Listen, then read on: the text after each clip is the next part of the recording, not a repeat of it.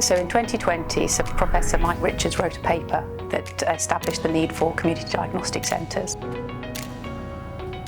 At that time in Norfolk and Waveney, we'd already identified a need for extending our imaging capacity, and we actually featured in his paper as a case study. The programme itself includes 3 new diagnostic facilities at each of the 3 major hospitals in Norfolk and Waveney. The improvements are vast. We're actually able to transform the way that imaging is delivered. There's equity of access across Norfolk and Waveney for all of our patients. There's increased capacity, which means there'll be timely diagnoses. We're separating outpatient, inpatient and emergency care so that the outpatient pathways will be dedicated and will be integrated across Norfolk and Waveney. So on a daily basis, it's really quite exciting to look at and see the facility growing. The Chief of Service has been over together with the Service Operations Manager, and they were extraordinarily excited to walk around the facility with the augmented reality on the iPad.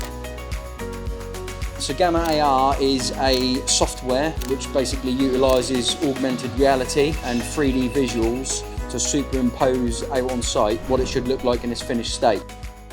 So we're currently standing in what will be one of the MRI units, areas where the equipment will be housed. So as you can see, we're a little while off yet in terms of getting it to a sensible state for a room. But what we're able to do using Gamma AR is superimpose the model into real life space so we can see and visualise what it should look like on completion. So what I'm going to do is I'm just going to use the model to find our exact location here. And we're currently standing roughly where my finger's pointing now. What I need to do is locate a tangible point I can use to set corners out from, which I'm going to pick this internal corner here, which is that wall.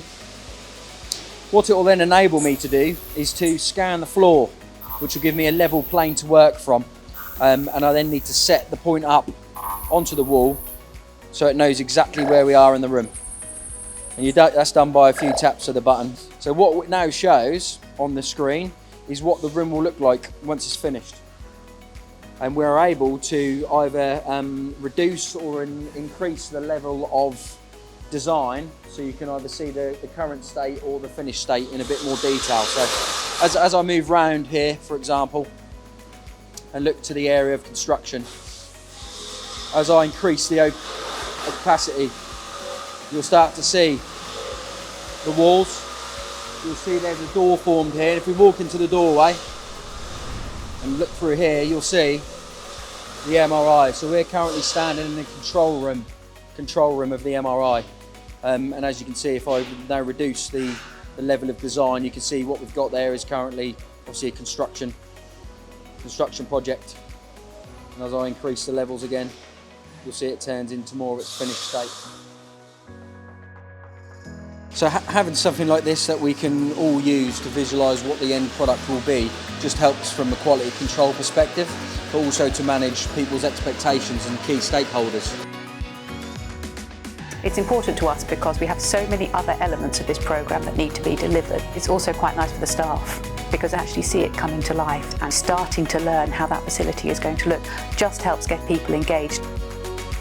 They'll be able to deliver the care that they want to deliver in an appropriate setting. So there will be state-of-the-art outpatient facilities where the service is good for the patients, but equally the environment is perfect for staff.